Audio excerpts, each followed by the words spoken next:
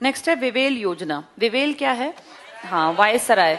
Wavell ने क्या कहा? 1945 में इसने कहा कि सब इकट्ठे बैठेंगे, आ जाओ शिमला में। तो शिमला में इसने एक सम्मेलन किया और इसने सबको इनवाइट किया, मुस्लिम लीग को, हिंदू महासभा को, डिप्रेस्ड क्लास को और कांग्रेस को। फाइनली लड़ाई झगड़ा होना ही था। यहां जाके भी मुस्लिम लीग ने इसकी बातों को कहा कि हम आपकी बातों से सहमत नहीं हैं। यानी वेवेल की योजना भी फ्लॉप हो गई। कहां रखी थी बैठक इसने? शिमला में। पढ़ो इसको। जून 1945 को तत्कालीन वायसराय लॉर्ड वेवेल ने स्वशासन से संबंधित एक योजना प्रस्तुत की। नेक्स्ट में पढ़ लो।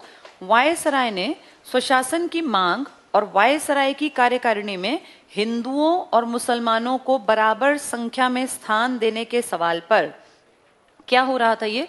जिन्ना पता है क्या कह रहे थे कि जो मुस्लिम बाहुल्य इलाका है वहां सिर्फ मुसलमान बनेंगे कैंडिडेट। ऑब्वियस सी बात है, वहां मुसलमान ही बनेंगे।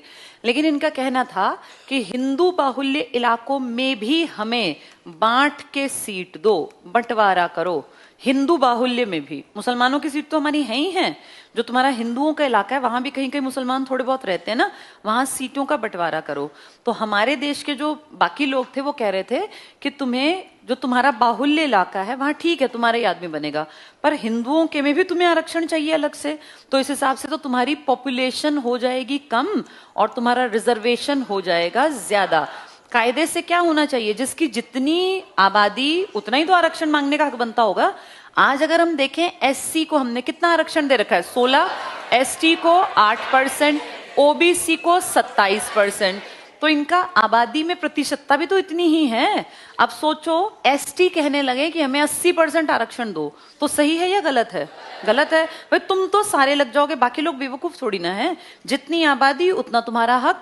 तुम्हारी आबादी मुस्लिम बाहुल्य इलाके में ज्यादा है तो वहां तुम्हारा प्रतिशतता ठीक है, लेकिन हिंदू बाहुल्य में भी तुम्हें आरक्षण चाहिए, तो ऐसे तो सारी सीट पे तुम आ जाओगे। इस बात पे कलेश हो गया। फिर बोले हम तुम्हारी सुनेंगे नहीं।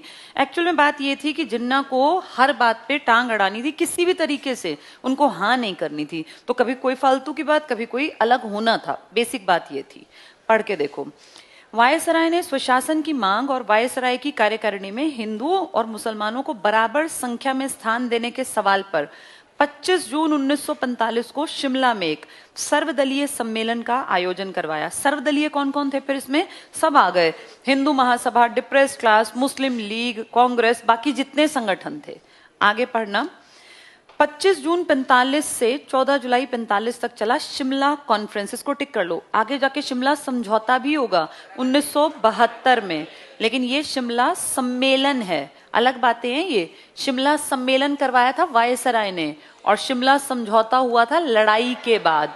किस किस की लड़ाई थी ये? भारत और पाकिस्तान की। ये 1972, जुलाई 1972। और शिमला सम्मेलन 25 जून से स्टार्ट हुआ था 1945। यहां कोई समझौता नहीं था। यहां तो ये लड़ झगड़ के तू मैं करके अपने अपने उठ के चले गए। यहां जाके उठ के नहीं गए थे, यहां तो सिग्नेचर किए थे। किसने? इंदिरा गांधी और जुल्फिकार अली भुट्टो, ZA भुट्टो।